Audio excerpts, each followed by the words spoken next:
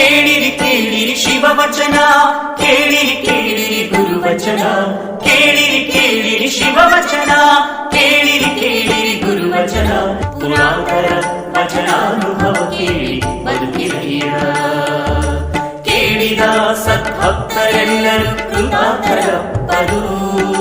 ತನು ಕರಗಿ ಮನ ಕೊರಗಿ ಭಾವ ಬೆಚ್ಚದು, ತನು ಕರಗಿ ಮನ ಕೊರಗಿ ಭಾವ ಬೆಚ್ಚದು. ಅಹಂಕಾರ ಬಳಿದು ಶರಣರ ಅನುಭಾವವ ಕೇಳಿದಡೆ, ಅಹಂಕಾರ ಬಳಿದು ಶರಣರ ಅನುಭಾವವ ಕೇಳಿದಡೆ. ಅದೇ ಮುಕ್ತಿ ನೋಡಿರಿ, ಅದೇ ಮುಕ್ತಿ ನೋಡಿರಿ, ಅದೇ ಮುಕ್ತಿ ನೋಡಿರಿ, ಅದೇ ಮುಕ್ತಿ ನೋಡಿರಿ. ಇಂತಲ್ಲದೆ ಮನೋವ್ಯಾಕುಲರಾಗಿ ತನ್ನುಟ್ಟಿ ಕೇಳಿದಳಿ, ಇಂತಲ್ಲದೆ ಮನೋವ್ಯಾಕುಲರಾಗಿ ತನ್ನುಟ್ಟಿ ಕೇಳಿದಳಿ. ಉಪದೇಶವೆಂತು ಸಲುದಯ್ಯ ಎತ್ತಳವಡುವುದಯ್ಯ, ಉಪದೇಶವೆಂತು ಸಲುದಯ್ಯ ಎತ್ತಳವಡುವುದಯ್ಯ. ಮಹಾಲಿಂಗ ಕಲ್ಲೇಶ್ವರ, ಮಹಾಲಿಂಗ ಕಲ್ಲೇಶ್ವರ ಗುರುವಚನ ಪರಾಮುಖಂಗೆ, ಗುರುವಚನ ಪರಾಮುಖಂಗೆ. ಎಂದೆಂದು ಭವಲಿಂಗರು ನೋಡ, ಎಂದೆಂದು ಭವಲಿಂಗರು ನೋಡ, ಎಂದೆಂದು ಭವಲಿಂಗರು ನೋಡ, ಎಂದೆಂದು ಭವಲಿಂಗರು ನೋಡ, ಎಂದೆಂದು ಭವಲಿಂಗರು ನೋಡ, ಎಂದೆಂದು ಭವಲಿಂಗರು ನೋಡ.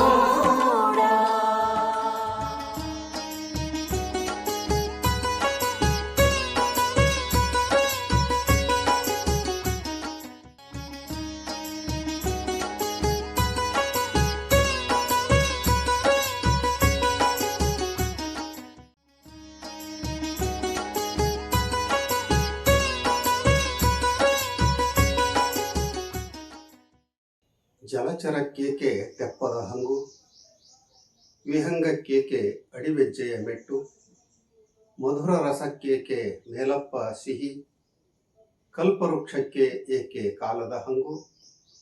ದಾಸೋಹವನರಿದು ಮಾಡುವಂಗೆ ಇನ್ನೇತರ ಪೂಜೆ ಪುಣ್ಯ, ಚನ್ನಬಸವಣ್ಣ ಪ್ರಿಯ ಚಂದೇಶ್ವರ ಲಿಂಗಕ್ಕೆ ಎಡೆದೆರಪಿಲ್ಲ. ಇತ್ತೀಚೆಗೆ ಅಂಡಮಾನ್ ದ್ವೀಪಕ್ಕೆ ಹೋಗಿದ್ವಿ. ಅಲ್ಲಿ ಪ್ರವಾಸದ ಜೊತೆಗೆ ಬಸವ ಜಯಂತಿಯನ್ನು ಆಚರಿಸಲಾಯಿತು. ಆಗ ಚಂದಯ್ಯನವರ ಈ ವಚನದ ಪ್ರಸ್ತಾಪ ಆದದ್ದು ಅರ್ಥಪೂರ್ಣ. ಬಸವಾದಿ ಶರಣರು ಪಿಂಡಾಂಡ ಮತ್ತು ಬ್ರಹ್ಮಾಂಡವನ್ನು ನೋಡುವಂಥ ಪರಿಯೇ ಲೋಕೋತ್ತರವಾದದ್ದು.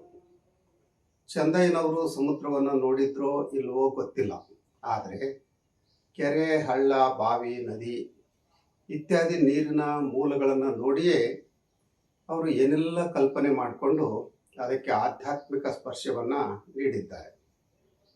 ಆಕಾಶದಲ್ಲಿ ಹಾರಾಡುವ ಹಕ್ಕಿ ಪಕ್ಷಿಗಳನ್ನು ನೋಡಿದ್ದಾರೆ, ಸಿಹಿಯಾದ ತುಪ್ಪ ಕೊಡುವಂಥ ಜೇನುಹುಳುಗಳನ್ನು ಕಂಡಿದ್ದಾರೆ, ಸದಾಕಾಲ ತೆಂಗಿನ ಮರ ಕಾಯಿ ಬಿಡೋದನ್ನು ಮತ್ತು ಆ ಮರದ ಪ್ರತಿಯೊಂದು ಭಾಗವೂ ಸದ್ಬಳಕೆ ಆಗೋದನ್ನು ಅವ್ರು ಮರ್ತಿಲ್ಲ. ಮಹಾಮನೆಯಲ್ಲಿ ನಡೆಯುವ ದಾಸೋಹ ಮತ್ತು ಶರಣ ಪರಂಪರೆಯ ಕಾಯಕ ಹಾಗೂ ದಾಸೋಹ ತತ್ವವನ್ನು ಅವರು ಅರಿತಂಥವರು. ಇವುಗಳ ಮೂಲಕ ಅವರು ಕಟ್ಟಿಕೊಡುವ ಚಿಂತನೆ ಅದ್ಭುತವಾದದ್ದು. ಮಾನವ ನೀರಿನಲ್ಲಿ ಹೋಗಲಿಕ್ಕೆ ತೆಪ್ಪ, ಹಡಗು ಇತ್ಯಾದಿ ಸೌಲಭ್ಯಗಳು ಬೇಕು. ಅದೇ ಜಲಚರ ಜೀವಿಗಳಾದ ಮೀನು, ಮೊಸಳೆ, ಕಪ್ಪೆ, ಹಾವು ಇತ್ಯಾದಿಗಳಿಗೆ ತೆಪ್ಪದ ಹಂಗಿಲ್ಲ. ಅವು ಸಲೀಸಾಗಿ ನೀರಿನಲ್ಲಿ ತೇಲ್ತಾ ಮುಳುಗ್ತಾ ಅಲ್ಲೇ ವಾಸ ಮಾಡಿ ತಮ್ಮ ಬದುಕನ್ನು ಸಾರ್ಥಕ ಮಾಡ್ಕೊಳ್ತಾವೆ. ಅವುಗಳಿಗೆ ನದಿಗಳನ್ನು ದಾಟಬೇಕು ಅಂದರೆ ಯಾವ ತೆಪ್ಪದ ಅವಶ್ಯಕತೆಯೂ ಇಲ್ಲ. ಅವುಗಳಿಗೆ ನೀರೇ ಜೀವನ, ನೀರೇ ಹೆದ್ದಾರಿ. ಹಾಗೆ ಜ್ಞಾನಿಗೆ ಬಾಹ್ಯ ಸಾಧನಗಳ ಅವಶ್ಯಕತೆ ಇಲ್ಲ ಅನ್ನೋದನ್ನು ಇಲ್ಲಿ ವಚನದಲ್ಲಿ ತಿಳಿಸಿದ್ದಾರೆ. ಮುಂದೆ ವಿಹಂಗಕ್ಕೇಕೆ ಅಡಿವೆಜ್ಜೆಯ ಮೆಟ್ಟು ಅಂತ ಹೇಳಿ ಪ್ರಶ್ನೆ ಮಾಡಿದ್ದಾರೆ. ವಿಹಂಗ ಅಂದರೆ ಆಕಾಶದಲ್ಲಿ ಹಾರುವ ಹಕ್ಕಿ ಪಕ್ಷಿಗಳು. ಅವು ಎಲ್ಲಿಗೋ ಹೋಗಬೇಕು ಅಂದರೆ ತಮ್ಮ ಕಾಲಿನ ರಕ್ಷಣೆಗಾಗಿ ಮಾನವರ ಹಾಗೆ ಚಪ್ಪಲಿ ಮೆಟ್ಕೊಳ್ಬೇಕಾಗಿಲ್ಲ. ಯಾಕೆ ಅಂದರೆ ಅವು ಭೂಮಿಯ ಮೇಲೆ ನಡೆಯುವ ಬದಲಾಗಿ ಆಕಾಶದಲ್ಲೇ ದಾರಿ ಮಾಡಿಕೊಂಡು ತಾವು ತಲುಪಬೇಕಾದಂಥ ಗುರಿಯನ್ನು ಮಾನವರಿಗಿಂತ ವೇಗವಾಗಿ ತಲುಪ್ತವೆ. ಅದರಂತೆ ಆಧ್ಯಾತ್ಮ ಮಾರ್ಗದಲ್ಲಿ ನಡೆಯುವಂಥವ್ರಿಗೆ ಸಮಾಜದ ಯಾವ ಕಟ್ಟುಪಾಡುಗಳ ಹಂಗೂ ಇರೋದಿಲ್ಲ. ಚಂದಯ್ಯನವರು ಇಷ್ಟಕ್ಕೆ ನಿಲ್ಲದೆ ಮಧುರ ರಸಕ್ಕೆ ಏಕೆ ಬೇಲಪ್ಪ ಸಿಹಿ ಅಂತ ಕೇಳ್ತಾರೆ. ಜೇನುತುಪ್ಪ ಅಥವಾ ಕಬ್ಬಿನ ರಸ ಸಹಜವಾಗಿಯೇ ಸಿಹಿಯಾಗಿರುತ್ತೆ. ಆ ಸಿಹಿಗೆ ಮತ್ತೆ ಬೆಲ್ಲ, ಸಕ್ಕರೆ, ಹಾಲು ಇನ್ನೇನೇನೋ ಸೇರಿಸುವಂಥ ಅಗತ್ಯ ಇಲ್ಲ. ಇದರ ಅರ್ಥ ಮಾನವನ ಅಂತರಂಗದಲ್ಲಿ ಭಕ್ತಿಯ ಮಧು ಇರುವಾಗ ಬಾಹ್ಯ ಕ್ರಿಯಾಚರಣೆ ಮಾಡುವಂಥ ಅಗತ್ಯ ಇಲ್ಲ ಅಂತ ಹೇಳ್ತಾರೆ. ನೀವು ನೋಡಿರ್ಬೋದು, ಕೆಲವು ತಣ್ಣೀರಿನಲ್ಲಿ ಸ್ನಾನ ಮಾಡಿ ಮಡಿಯುಟ್ಟು ವಿಭೂತಿ, ಗಂಧ, ಇನ್ನೇನೋ ನಾಮಗಳನ್ನು ಹಾಕ್ಕೊಂಡು ದೇವಾಲಯಗಳಿಗೆ ಹೋಗ್ತಾರೆ. ಅಲ್ಲಿ ಗಂಟೆ ಜಾಗಟೆ ಬಾರಿಸ್ತಾ ರುದ್ರಾಭಿಷೇಕ ಮಾಡ್ತಾ ಬಂಡಿ ತುಂಬ ಪತ್ರೆ ತಂದು ವೈಭವದ ಪೂಜಾದಿ ಕ್ರಿಯೆಗಳನ್ನು ನೆರವೇರಿಸ್ತಾರೆ. ವಾಸ್ತವವಾಗಿ ದೇವರಿಗೆ ಆ ಯಾವ ಕ್ರಿಯಾಚರಣೆಗಳು ಬೇಕಾಗಿಲ್ಲ. ಆ ಚೇತನಕ್ಕೆ ಬೇಕಾಗಿರುವಂಥದ್ದು ಭಕ್ತನ ಅಂತರಂಗ ಮತ್ತು ಬಹಿರಂಗ ಶುದ್ಧಿ. ಅದೇ ಇಲ್ಲದಿದ್ದರೆ ಬಾಹ್ಯವಾಗಿ ಮಾಡುವಂಥ ಕ್ರಿಯಾಚರಣೆಗಳು ವ್ಯರ್ಥ ಅಂತ ಸ್ಪಷ್ಟಪಡಿಸ್ತಾರೆ. ಮುಂದುವರೆದವ್ರು ಹೇಳೋದು ಕಲ್ಪವೃಕ್ಷಕ್ಕೇಕೆ ಕಾಲದ ಹಂಗಿಲ್ಲ. ಅದನ್ನೇ ಅವರು ಬಹಳ ಸ್ಪಷ್ಟವಾಗಿ ಹೇಳಿರುವಂಥದ್ದು, ಕಲ್ಪವೃಕ್ಷಕ್ಕೆ ಕಾಲದ ಹಂಗು ಇಲ್ಲ ಅಂತ. ಕಾಮಧೇನು ಮತ್ತು ಕಲ್ಪವೃಕ್ಷದ ಕಲ್ಪನೆ ಪರಂಪರೆಯಿಂದಲೂ ನಮ್ಮಲ್ಲಿದೆ.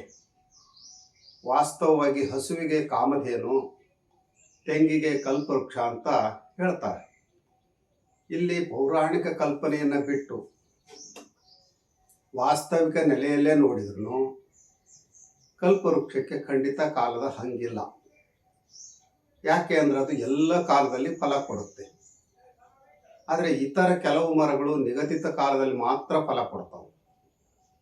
ಕಲ್ಪವೃಕ್ಷ ಹಾಗಲ್ಲ ಅನ್ನುವಂಥ ಹೇಳಿಕೆ ಮೂಲಕ ಶಿವಸಾಕ್ಷಾತ್ಕಾರವನ್ನು ಪಡೆದಂಥ ಭಕ್ತರಿಗೆ ಕಾಲದ ಹಂಗು ಇಲ್ಲ ಅನ್ನುವಂಥ ಅರ್ಥವು ವಚನದಲ್ಲಿ ಅಡಕವಾಗಿದೆ.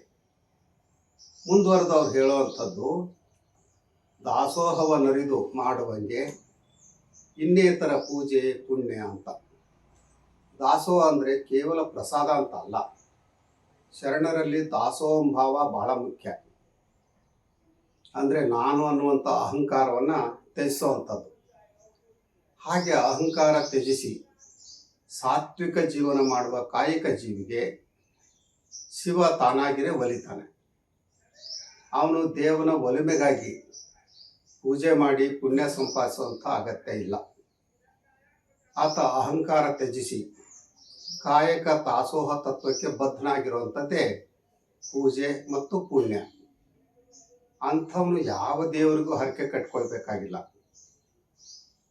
ಕಾಯಕವೇ ಕೈಲಾಸ ಅನ್ನೋ ಹಾಗೆ ಕಾಯಕವೇ ನಿಜವಾದ ಪೂಜೆ.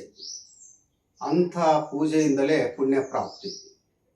ವಚನದ ಅಂತ್ಯದಲ್ಲಿ ಚನ್ನಬಸವಣ್ಣ ಪ್ರಿಯ ಚಂದೇಶ್ವರ ಲಿಂಗಕ್ಕೆ ಎಡೆದೆರಪಿಲ್ಲ ಅನ್ನುವಂಥ ನಿರ್ಣಯ ನೀಡ್ತಾರೆ. ಕಾಯಕವೇ ಕೈಲಾಸ ಅಂತ ಹೇಳಿ ಬಾಳುವ ಜೀವಿಗೂ ಶಿವನಿಗೂ ಅವಿನಾಭಾವ ಸಂಬಂಧ ಏರ್ಪಡುತ್ತೆ.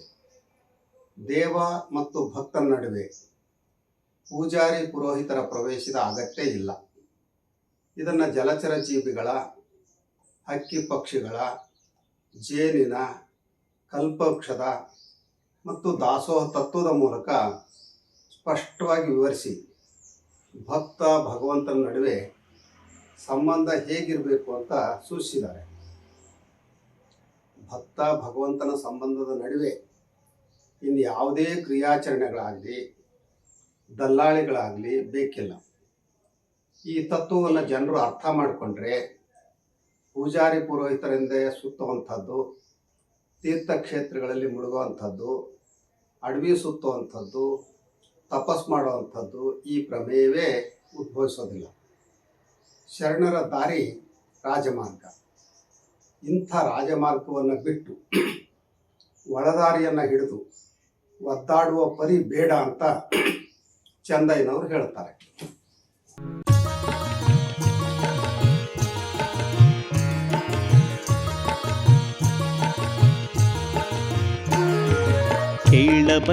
ಕೇಳ ಬನ್ನಿ ವಚನ ಸಂದೇಶ, ಕೇಳ ಬನ್ನಿ ವಚನ ಸಂದೇಶ. ಬಸವಾದಿ ಶರಣರ ಜೀವನ ಸಂದೇಶ, ಬಸವಾದಿ ಶರಣರ ಜೀವನ ಸಂದೇಶ. ನಮ್ಮೆಲ್ಲರ ಬದುಕಿಗೆ ಬೆಳಕ ನೀವ ಸಂದೇಶ, ನಮ್ಮೆಲ್ಲರ ಬದುಕಿಗೆ ಬೆಳಕ ನೀವ ಸಂದೇಶ. ಅನುಭಾವಿಗಳ ಅನುಭಾವದ ಸಂದೇಶ, ಅನುಭಾವಿಗಳ ಅನುಭಾವದ ಸಂದೇಶ, ಅನುಭಾವಿಗಳ ಅನುಭಾವದ ಸಂದೇಶ, ಅನುಭಾವಿಗಳ ಅನುಭಾವದ ಸಂದೇಶ.